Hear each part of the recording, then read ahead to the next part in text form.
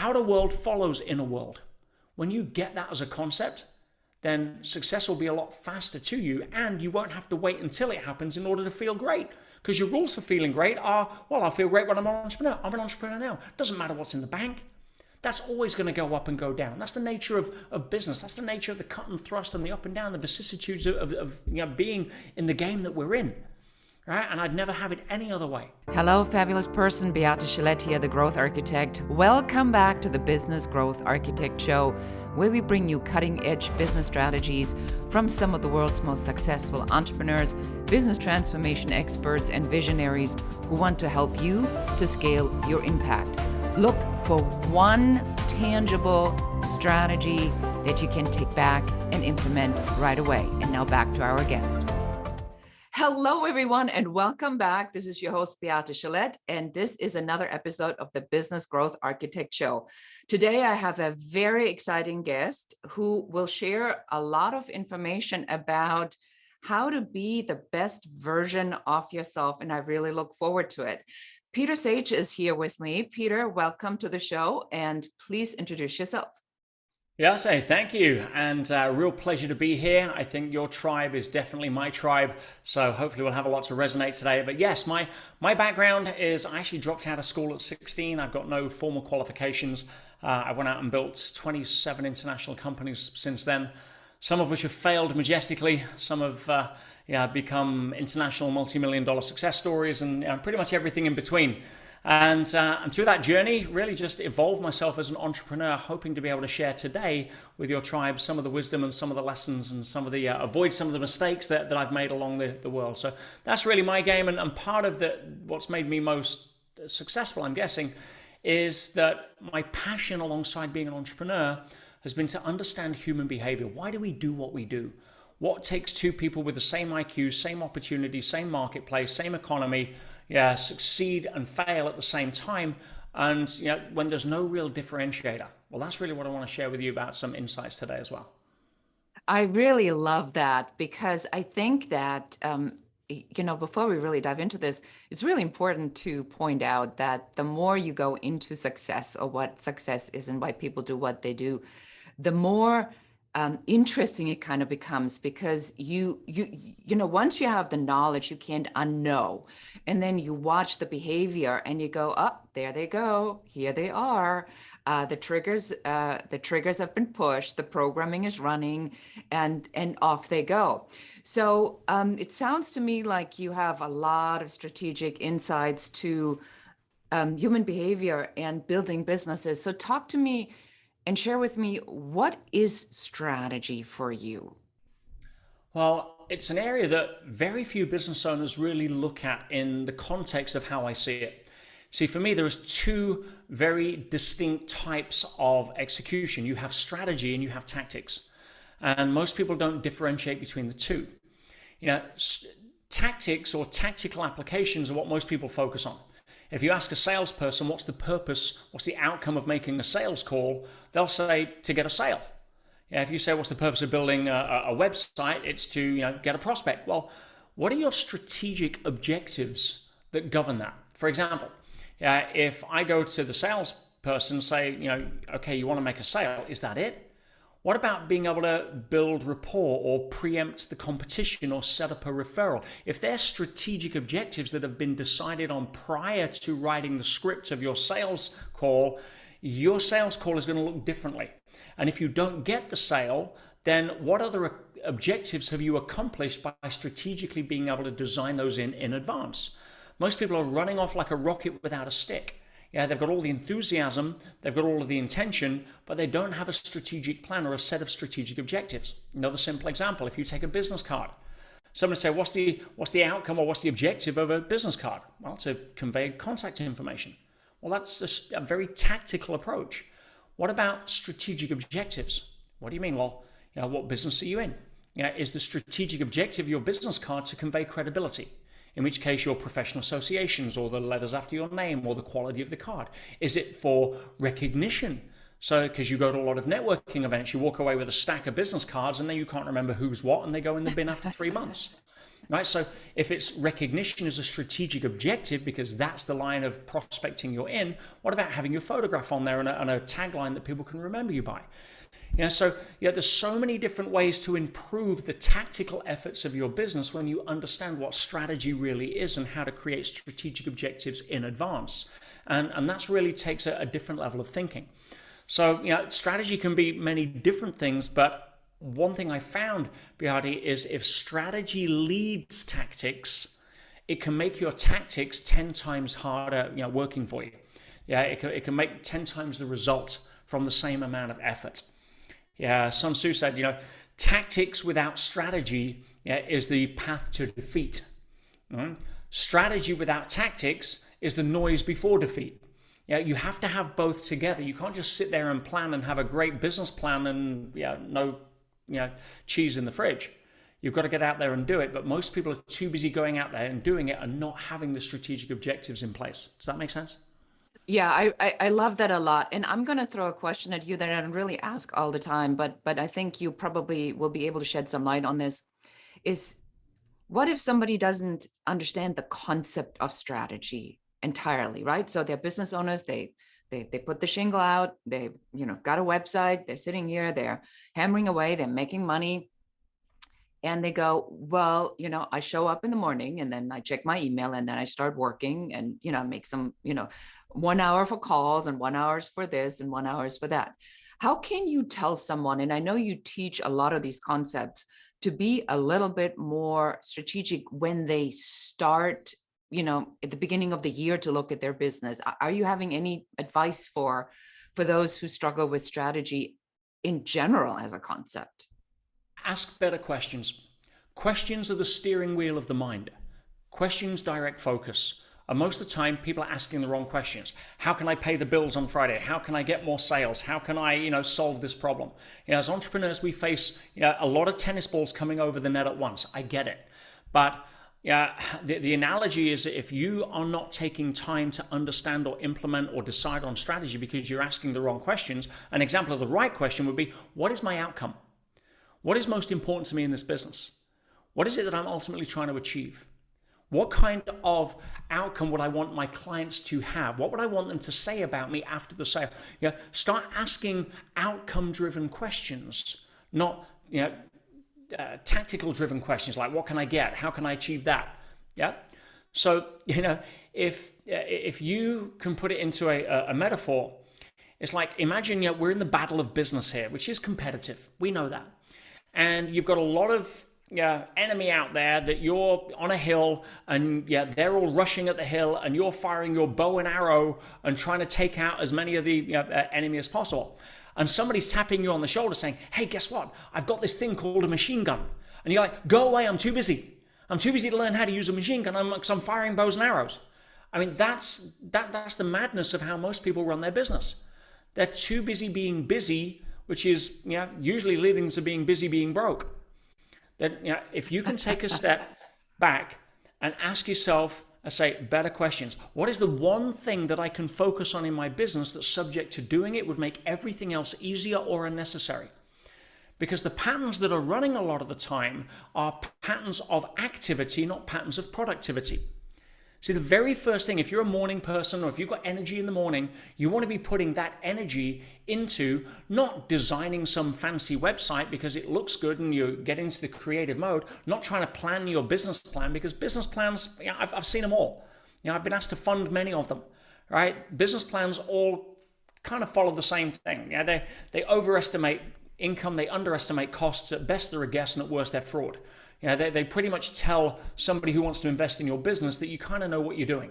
That's how most businesses, but we put so much time and effort into it, and most of it is procrastination under the guise of research, because we don't want to actually get out there and do the creative thinking ourselves. So when it comes to being able to sit there, if you've got energy in the morning, focus on first things first, and first things first come under one category only as an entrepreneur: revenue generation. That is your primary category. If you're not splitting your tasks into revenue generation versus non-revenue generation, because most of the time people are getting into a mindset of, I've got a long list of things on my to-do list, right? tell me, but we're entrepreneurs. We're always going to have a long list of things on our to-do list. And what happens if you don't ask better questions, like what's going to hit the bottom line the fastest for my business right now, or what's the one thing I can do that subject to doing it will make everything else easier or unnecessary, your brain gets sucked into list reduction because you link productivity with having a short list. Well, that's a fast way to bankruptcy. Why? I'll show you. The brain kind of counts 1, 2, 3, many. And so if you have less than 3 things or more than 3 things on your list, your brain's starting to prioritize. Let's say most people have like 95 things. Well, we know the score. Some people have lists for lists, right? A lot of list makers in the house. So if you have a long list, the brain switches gears and now focuses on how can I reduce the list, and it confuses that for productivity, which it's not. So therefore you now assess what's on the list. What's the fastest thing I can tick off? Well, I can promise you the fastest thing you can tick off is not going to be revenue generation. It's going to be some sort of, quick thing to make you feel good, get a short-term dopamine hit, the fact that you think you're now productive and getting stuff done so you can take a breath. Yeah, not going to happen. Far better to get 4 things done on your list of 97 things that add value to your business and bottom line than cross off 90 things that really don't have an impact. Make sense? Oh my God. This is so good because I think we all get caught in that trap. So when I work with my clients, you'll get a chuckle out of this. I give them a main list and I call this the master list, the brain dump, right? And they get to just like take everything and put these 90 things you just talked about on that list. Then I give them a second list and it's called the daily 5. And then they are to pull out 5 things per day out of that big list and not even ever look at the other list, so that when they start the day, they have these 5 things right in front of them. And the reason I do this is because I'm guilty just as much, because it really takes a lot of mental discipline to stay focused on to doing what you said you were going to do.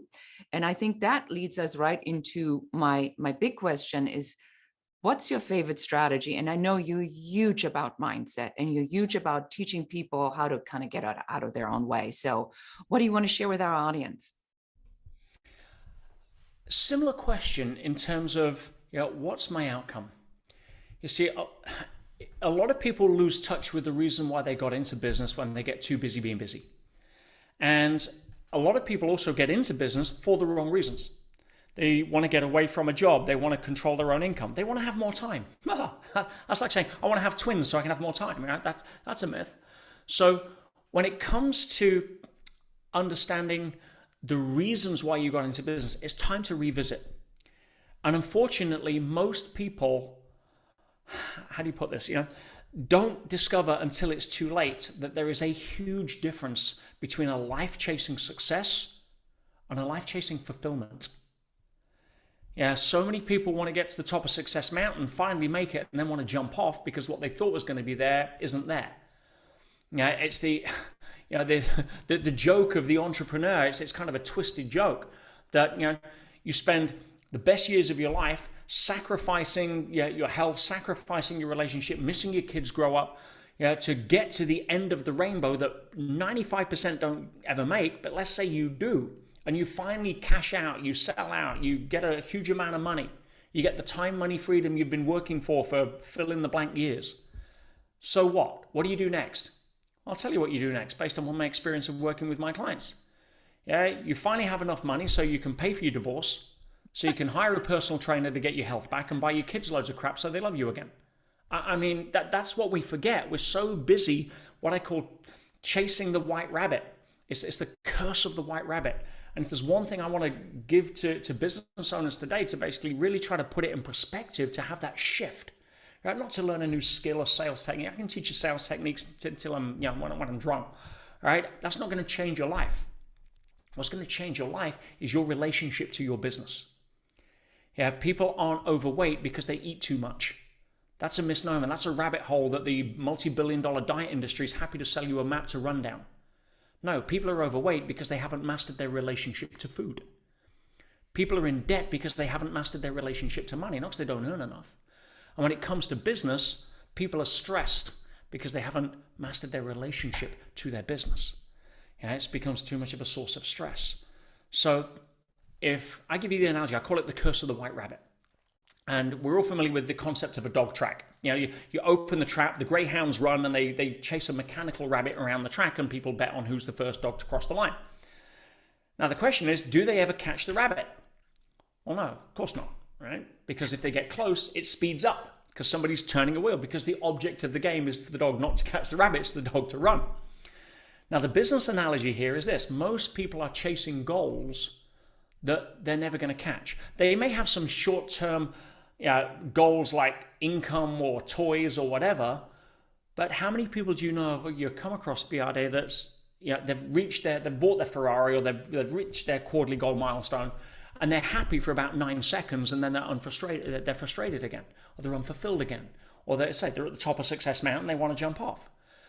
And the reason for that isn't because you're not a good enough entrepreneur. It's not because you're not successful enough. It's because, like the dogs, the game is designed so that you can never catch the rabbit of fulfillment, which is what you're really after, by running on the track of achievement. The two aren't designed. So if you take the dogs get to the end of the race and look at them. They're ecstatic. Why? They got to run. That's what dogs are born to do on that, as a greyhound. Business owners are born to build businesses. That's what we do. But if you're linking your self-worth to your net worth or your business goals, then that's like the greyhound linking its self-worth to catching a rabbit. No, you don't see a greyhound at the end of the race turn around to his friends and say, you know what, ran 3 races this week, won 2 of them, still haven't caught that rabbit. I quit. I'm going to sit here and figure it out. No, they're happy because they got to run. If you're building a business and you're stressed out of your mind because you think you have to achieve X, and then you'll have finally made it, you're playing the wrong game. You're playing the game of feel great when. Feel great when I make enough money, when I have enough clients, when I finally prove myself to my elder brother that I'm as good as he, whatever it is. We've all got a story. But the real successful business owners that I've met are playing a different game. They're playing the game of feel great now. They realize that they already are that which they seek. And then business isn't a never-ending ladder to try to climb somewhere to get a better view. Business then becomes a vehicle to express your gift through adding value to the world as part of what it is that you set up to do. That's a different game. That's a different relationship to your business. That's when you have a fundamental shift, not when you go sell more people or expand to the next level. Very rarely, I don't know what to say, but I've definitely have a moment here where I had to take all of this in, because this is, I think, at the bottom or at the core of the dissatisfaction of every business owner is the discrepancy between the chase to the unspecified there that is generally based upon some vague idea that they can even often explain other than it's not this, and the sacrifice that they make for chasing that unspecified goal, as you said, oftentimes at the expense of relationships. And some very successful business people I know have miserable relationships, or they can't connect, or they don't have good intimacy, or their kids hate them.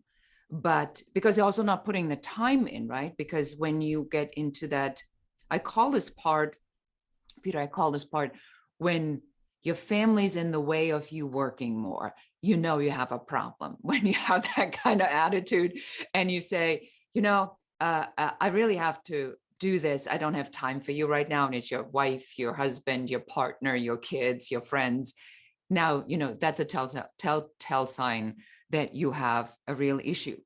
So is there a moment that you are recognizing, because I know you do a lot of this work with your clients, where,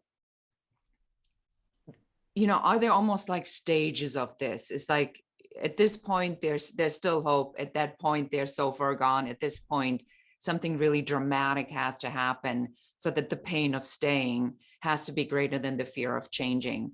Are you seeing that there's because I see that. So I want to ask you, do you see the level of intensity until somebody goes, I cannot do this anymore? It's different for everybody because everybody's unique. Everybody comes at life through their own looking glasses. But generally speaking, people will do things for two reasons: inspiration or desperation. And yeah, some people, love them or not, have to hit their head on the sidewalk in order to learn how to tie their shoelaces. You can send them love, but some people are on a path of self-destruction, and you can't want it more for them than they want it for themselves. If you do, you're wasting your time. You can be the example and you can be the invitation, and let go of what they do with the invitation. Because you can either be a warning or an example. Pick one. You're gonna be one of them, and far better to be an example for other people to hopefully not be a warning. You can try for some people, but if they are getting what I call secondary gain, if they're getting their significance by how long they're working or how much money they're making or whatever, it's hard to break the habit. Sometimes it is a health issue that knocks on the door. Sometimes it's finding out that, I had a client, I had a very successful, sold his business for $30 million. And not a bad payday. A lot of people would take that. And the day he closed the deal is the day his wife filed for divorce. Absolutely heartbroken trauma. He'd spent 15 years of his life working towards this moment so he could retire with his childhood sweetheart. But guess what? He's been emotionally unavailable. She's fallen in love with the pool cleaner. And now she's got a $15 million payday to go enjoy it with, right? The guy's now doing a bottle of Jack Daniels a night and 50 grand a week in the casino. At that point, I'm the guy to call, because you need to be able to shift somebody out of that pattern. And sometimes it is a level of trauma that is required to slap them out of their myopic focus that says, I have to run down this path in order to essentially avoid the fear that they're not enough. That's what it usually comes down to, in whatever disguise or whatever layer of the onion that you put over that. When you peel it back enough, it's always there. The fear we're not enough. It's a primary fear. Not good enough, rich enough, tall enough, short enough, fill in the blank. Right? So it does vary, but they have to want to change. I don't want to have to want it for them. And if I do, I'm banging my head against the wall. And a lot of the time I'll turn clients down because they're not ready. They want a quick fix. They want to come and pay a pill and not want to put in the work. But my role as a coach, as a mentor, is essentially say, listen, I can build a gym. I've got world-class equipment. I have got a stellar, proven Olympic-level training program, and I'm the best personal trainer on the planet. But I can't lift the weights for you. So you want to dance? Let's dance. Let's go do this thing. But if you're not committed, you're out of here, because I've got a list of people that are. Yes, I cannot emphasize enough, and I really want to point this out for our audience, is that especially for consultants and coaches, this is something you really need to hear, because the thought that what they need, but their recognition of their willingness or their awareness of that they need to be doing this are often two different things. And that a lot of times coaches and consultants really get themselves in a pickle here because they want to deliver all the things that they know will help this person, but this person just isn't ready to do it. And so I like that you pointed that out so specifically. I cannot want this more for you than you want this for yourself. Otherwise, I'm banging my head against the wall. Let's talk about your personal life. So you talk about fulfillment, mastering the mental game, the best version of yourself. I'm sure this has something to do with an experience that you have, or have you always been like that? So tell us how did you connect with that important, or how did you shift into that, where that became now an essence of what you're teaching? Well, again, everybody has an evolving kind of journey. Nobody's born enlightened. That would be nice. Sign Buddha me up for wasn't that. born Buddha. He was born Prince Siddhartha. But for me, there was a significant emotional event. In my mid-20s, I was running 8 companies at the time. I was, trying to be successful, working 133 hours a week. And I fell asleep driving home at 2 a.m. from the office and hit an intersection at 60 miles an hour, which, woke me up. Luckily, nobody was hurt. But I remember sitting at the side of the road asking myself the questions: what am I doing? I'm building a monster here that's actually trapping me when I thought I was building freedom. And it really started me on the journey of asking better questions. I mean, I was a young man trying to cover up the insecurities of not being good enough by using business as a vehicle to prove to the world that I was. Now, didn't realize back then the world didn't give a crap. Right? Everybody's starring in their own movie and we're just film extras in it, in theirs. We're the star of our own movie, but nobody sees us as the star of our own movie. They see themselves as the star of their movie. Now, the reality is most people don't care enough about you to bother to give an opinion because they're too busy being worried about what they think you're thinking of them. Yeah, that's the reality. Yeah, everyone's walking around in their own bubble of self-importance thinking, what's everybody thinking of me? And everybody's walking around their own bubble of self-importance looking at you thinking, I wonder what they're thinking of me.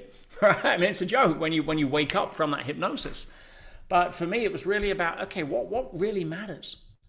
Why am I here? Yeah, I'm not going to take anything with me. Yeah, the only people that tried that were the Egyptians. And what did we do? We dug it up and stole it. Right? I've never seen a hearse with a roof rack. So if we're acting in the movie of our life, we don't get to keep the props at the end of the movie when we go to the next movie. So what does it become? Ask bigger questions. Take a breath. Step up, and really chunk up to a viewpoint as to what's really going to matter at the end of the game. Because I can promise you, I spent time around people that have come to terms with their own mortality, that either have hours, days or weeks to live. And if you ask them, what do you want most right now? I've never had one person turn around and say, please go fetch me my mahogany framed MBA certificate. I've never had one person turn around and say, go fetch me my stock certificate so I can look at them one last time. Or go get me the keys to my Bentley so I can hold them in my hand. No. They all turn around and say, please go get me the people I care about most so I can tell them I love them one more time. That's what really matters. What are we really doing? You got nothing to prove, nothing to defend, nothing to conquer. If business isn't fun, don't do it. Go find another vehicle that lights you up. Because at the end of the day, that's really why we're here. We're here to learn to grow and contribute. And if business is the vehicle for you to be able to do that, outstanding. If it's something that you're trying to do so you can get more, so you can feel more secure, more certain, more significant, I've got news for you. That's a tunnel with no cheese. That's a hamster wheel to nowhere. You're running east looking for a sunset and you're blaming your shoes. Right? It's not going to work. Right? Because when it comes to, let's call it the ultimate game, what's really going to matter? What do you want to stand for? Who are you? When you start asking bigger questions and you say, okay, how can I add value? How can I go transform somebody's life with my product or service? That's what puts a smile on your face at night, not getting an extra sale so you can pay your rent. See, money is nothing but a byproduct or a consequence of you adding value. You focus on getting money, you'll chase your tail. Money's it's conceptual, it's invented. The only place in the universe it means anything is in the mind of a human. To everybody else, it's pieces of paper with dead people on it, shiny metal and hard rocks. So when it comes to focusing on money, you understand that it's a byproduct or a consequence of adding value. Focus on the adding value and the money will show up. But you chase money, you're chasing the effect. You don't sit in front of the fire on a cold winter's night and say, hey, listen, I'll do you a deal. Give me some heat, I'll go fetch you some wood. No. You chop the wood, you get the heat. You don't walk into the gym and say, give me the strength, I'll lift the weights. No. You lift the weights. Right? I love that analogy. 100%. Yes. There's so much truth and value in what you're saying. I really hope our audience is listening to this, because on a personal note, I went through this, and I sold a company to Bill Gates, and then I thought, with the money in the bank, hooray, now it's I've made it, only to find myself kind of like in the same sort of angry mindset that I was before, and I couldn't figure out what it was until I shifted into that gratitude and really thinking about, was I again trying to prove something that I knew how to do something just better, faster because I got it going on, or was I in business for wanting to make an impact and really helping people to figure something out? I'm a woman over 50. I'm a woman. I've done something not very many women do. And I had to go back to that point of origin, which is, I think, what you're referring to say, hold on, what am I doing this for? For the ego, so I now can be, whatever serial entrepreneur, be on Shark Tank and do all these things? or what does it really matter to me? And for me, what happened, and this is really tying in exactly what you said, I said, to me, what matters is that I really want to give this information, the shortcuts, the what works for women entrepreneurs, for women leaders, and share this without the man, women, thing. Just give them the information, the confidence, the knowledge, and then the kick in the butt to say, it's possible, you can do this, and here's what I've learned. And when I did that, everything shifted in my business as the growth architect.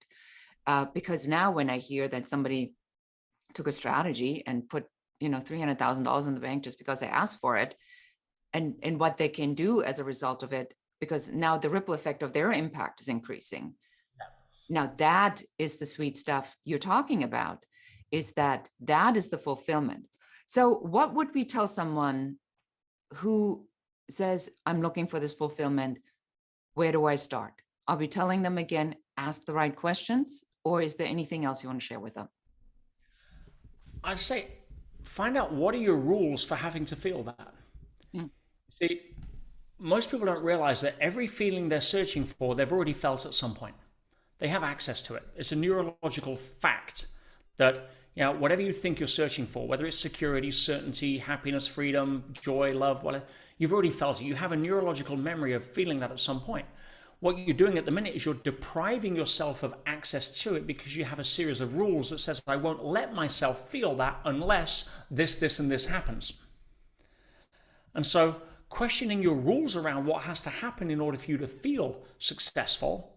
And I'll give you another example. Identity. Identity is a massive part in how we show up in life. For example, if you take people that come to me and say, oh, yeah, I want to be an entrepreneur, where do I start? I said, well, I call them the wantrepreneurs. As a wantrepreneur, it's very unlikely you're going to be successful. Why? Because your rules for being an entrepreneur, I can already tell you what they are. You need to have a business. You need to have a successful business. And then you'll finally call yourself an entrepreneur. Your results are leading your identity. Well, it doesn't work that way. Your identity leads your results. You see, when you are an entrepreneur, I'm an entrepreneur. I've been an entrepreneur 33 years since I dropped out of school. Since I last had a paycheck from somebody else. And if I lost everything tomorrow, happened 5 years ago, completely wiped out, $350,000 in debt, nothing to show, no credit rating, couldn't open a bank account. But did that stop me being an entrepreneur? No, it's who I am, it's what I do. So as an entrepreneur, as my identity, I'm spotting opportunities because that's who I am, that's what I do. And therefore, I was easy to go build another $10 million company. Now, when I say I want to be an entrepreneur, the presupposition is I'm not one. And if I'm not an entrepreneur, I'm not spotting opportunities. See, my identity leads everything. So if you are currently working for somebody else and you have the mindset that you want to have your own business, then even if the transition, if it's too hard to believe you're an entrepreneur, be an entrepreneur in waiting, because then at least you're looking for opportunities. You're an undercover entrepreneur that's infiltrated a business right now to learn what you can. So you're still getting paid while you're hunting for the right scenario to step into. Set yourself up to win. But when you adopt the identity of somebody, regardless of what the outer world is trying to tell you, that's just playing catch up. Outer world follows inner world. When you get that as a concept, then success will be a lot faster to you, and you won't have to wait until it happens in order to feel great. Because your rules for feeling great are, well, I feel great when I'm an entrepreneur. I'm an entrepreneur now. Doesn't matter what's in the bank. That's always going to go up and go down. That's the nature of business. That's the nature of the cut and thrust and the up and down, the vicissitudes of being in the game that we're in. Right? And I'd never have it any other way. So, it's asking, what are my rules that's preventing me from feeling X? And then you can start to question that and create some better ones. I love that. Yeah, so much in there. So, Peter, how can we find you, learn more about you? I know you have a 5-day challenge. I don't know if we want to share that with our audience, but go ahead, tell everybody how they can learn more about mastering fulfillment. You can follow me on Instagram, PeterSage007. I'm on Facebook, but my YouTube channel's a lot of stuff out there. But for some really good content, as you say, the 5-day challenge has transformed so many people's lives. And it's essentially about upgrading your peer group. Because one of the things that I come to learn very early in my career is something called the law of conformity. You become who you hang with. You hang around with 9 recreational drug users, I've got news for you. You're likely going to become the 10th. You hang around with 9 positive people that look at life through the lens of how I can, not why I can't. You're going to become the 10th. The challenge is most people don't have that as a peer group. They have a beer group. They have a fear group. They don't have a peer group. And so learning how to create or surround yourself with people that are going in the same direction, that are setting the kind of goals that you want to set, that are fanning the flames of your dreams, not trying to stamp them out. What are the steps that you take to create that, to attract that, to get yourself invited into those groups? And so I created, it's a 2-hour course. Yeah, it's on my website. I think I charge $5 for it because it helps so many people. There's got to be some level of exchange. If you don't pay nothing, you pay no attention. Right? So, I want to make sure people are valuing it at some level. You've got skin in the game. Go do that. It's 20 minutes a day for 5 days. It'll change your life. And we uncover a lot of the psychological limiting beliefs around finances as well that, trap a lot of people into mental scarcity and poverty versus abundance. I'm really proud of it. It's a great challenge, and it's helped a lot of people. But it really teaches you how to surround yourself and set yourself up to win, so you're flowing with the current, not swimming upstream. So petersage.com is my website. I'm sure it'll be, there'll be stuff on there that we're putting on and changing, and value that I'm adding. Anything, I'm easy to find. Excellent. Well, thank you so much for being on our show. I so enjoyed having you here. Yeah, absolute pleasure. Thank you, and keep doing what you're doing. It's wonderful work. Thank you so much. And that's it for us today. Thank you for listening and watching the Business Growth Architect Show. I enjoyed having you here. And for accountability, just take one of the strategies that you have heard, one thing that you can implement in your business immediately. Please leave comments. Don't forget to like and share this show. And if you have any questions about business, please put them in the comments. We are here for you. We're here to support you and help you to grow, build, and scale your own business. For more advice, please check out our website in the show notes below. Thank you again. This is Beate.